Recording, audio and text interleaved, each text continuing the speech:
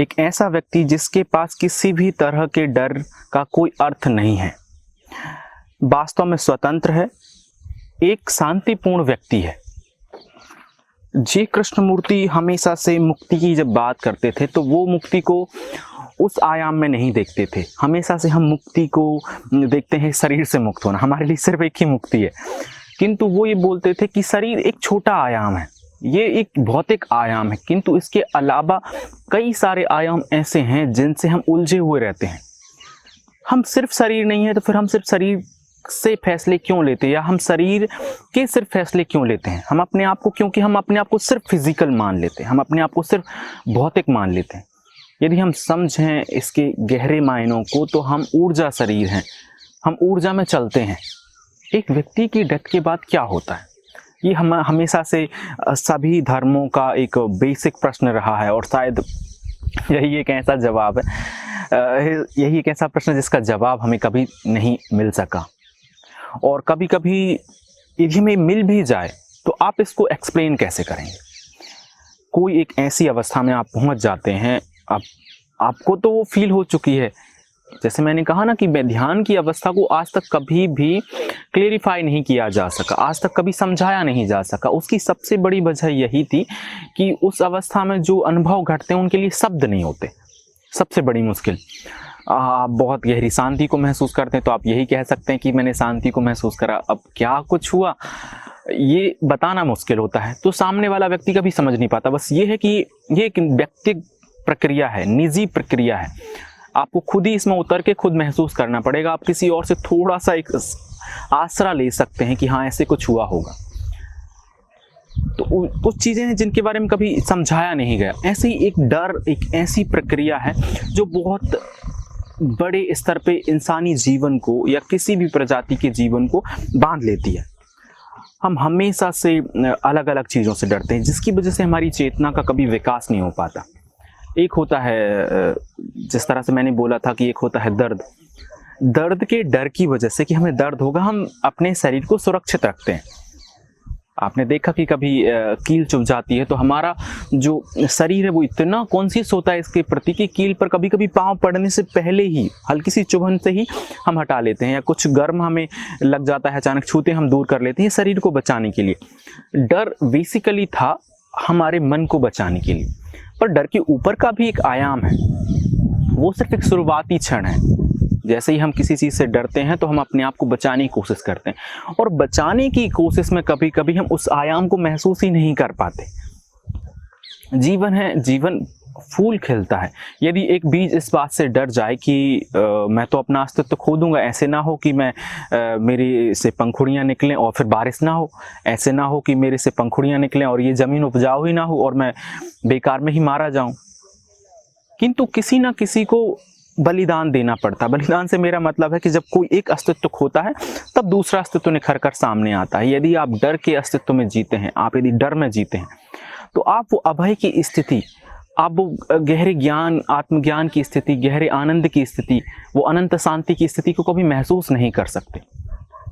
एक ऐसा व्यक्ति जो हर चीज के लिए डरता है, जो इसलिए डरता है कि उसकी जॉब ना छूट जाए, वो एक अलग आयाम है। आप कुछ ऐसा काम ना करिए, मैं ज़बरदस्ती से आपको अपनी नौकरी छोड़ने के लिए, अपना बिजनेस छोड़ने के लिए नहीं कह रहा हूँ, पर फिर भी मैं ये कहता हूँ बेकार के डरों से हम ऊपर उठे, क्योंकि अधिकतर डर हमारा, अधिकतर जो चिंतन आता है हमारा, वो डर की वजह से निकल कर आता है। हमारा सोचने की प्रणाली ही डर पर डिपेंड हो गई है। अब एक ऐसी प्रक्रिया जो डर के ऊपर बेस्ड है, उसके जितने भी पौधे आएंगे वो उन सभी में डर रहेगा, क्योंकि उनकी जड़ों में डर है। यदि किसी खाद, जिस मिट्टी से वो निकलते हैं, जिस वातावरण में वो फलते फूलते, वो सारा का सारा डर का है, तो वो उनके अस्तित्व में भी घुस जाएगा। और इस तरह हम कभी भी आध्यात्म को समझ नहीं पाते। कई सारे लोग तो आध्यात्म में भी इसी वजह से नहीं आते क्योंकि वो डरते हैं।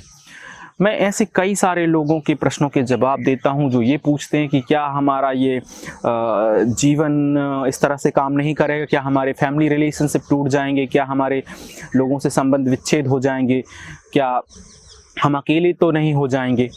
वो इस वजह से एक स्पिरिचुअल जर्नी में आगे ही नहीं बढ़ते, वो कदम ही नहीं उठाते। मंजिल पर जब हम ये बोलते हैं ना कि मैं मंजिल पर पहुंच गया हूं, तो दरअसल जब आप पहला कदम रखते थे तभी आप मंजिल पर पहुंच चुके होते, एक कदम पहुंच चुके होते हैं। ये कुछ अजीब तरीके से काम करता है। आप 2 कदम चलते हैं, आप पहुंचे नहीं हैं। यदि हम इस आयाम में देखें फिजिकल वर्ल्ड में, तो आप नहीं पहुंचे, किंतु आध्यात्मिक रास्ते पे ऐसा नहीं होता। उसमें आप 1 कदम चले मतलब 1 कदम पहुंचे, आप मंजिल पर ही हैं। यदि आप रास्ते पर हैं तो आप अप्रत्यक्ष रूप से मंजिल पर ही हैं, आप वहां पहुंच चुके हैं। 1 कदम, तो हम 1 कदम बढ़ाएं। वो कहते हैं डर, हर तरह के डर से। मैं यहाँ कोई एक विशेष तरह का डर डिफाइन नहीं कर रहा हूँ। आप ये गौर से सोचिए कि कहीं आप किसी चीज को लेकर डरते तो नहीं। आप एक बेहतर चिंतन करिए, एक फैसला लीजिए, उसमें गोल गोल घूमते मत रह जाइए। कभी कभी विचार प्रक्रिया अनियंत्रित होने की सबसे बड़ी वजह होती है डर।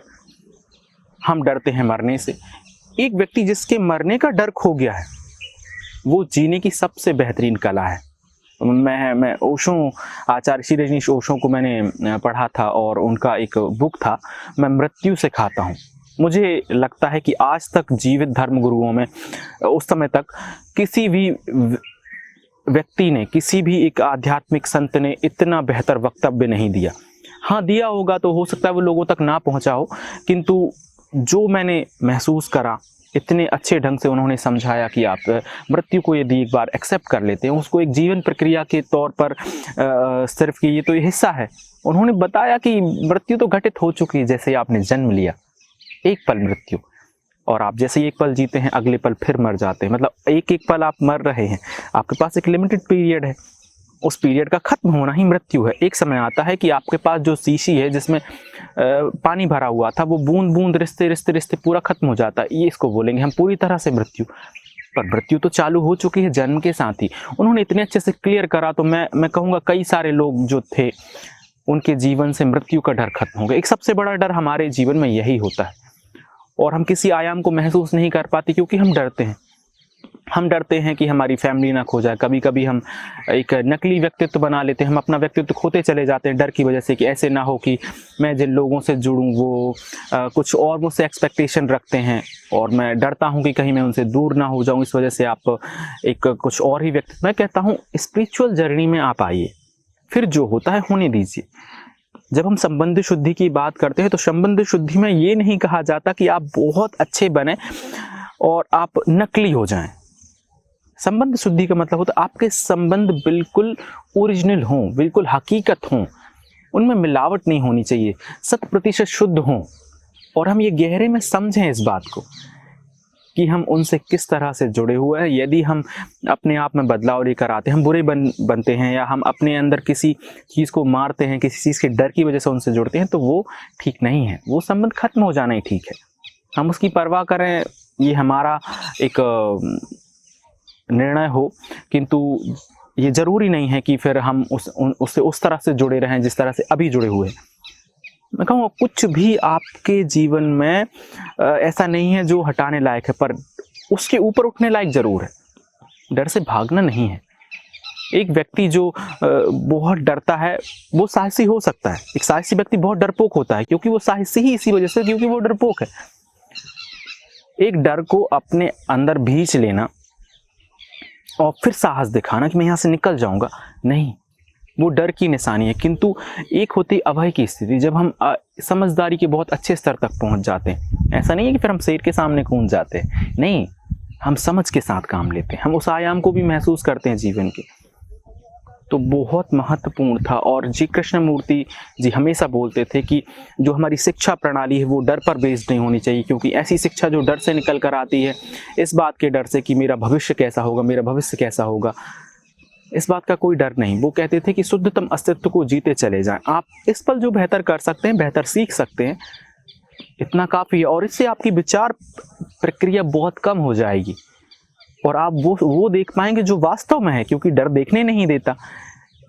एक मुसीबत आती है, एक परेशानी आती है, उसके 2 आयाम होते हैं। एक आयाम होता है कि आप डर जाते हैं और आपके व्यक्तित्व में निखार नहीं होता। दूसरा आयाम होता है कि जब परेशानी आती है तो वो एक बेहतरीन मौका होती है आपके लिए अपनी समझ को बढ़ाने का।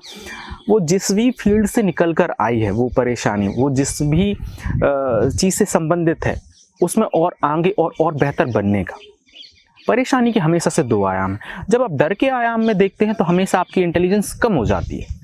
आपके सोचने का ढंग दूसरा हो जाता है। किंतु जब आप उसको एक अपॉर्चुनिटी के रूप में देखते हैं, एक अवसर के रूप में देखते हैं, तो वो प्रक्रिया डर की नहीं होती, वो हमारे लिए एक मौका होता है।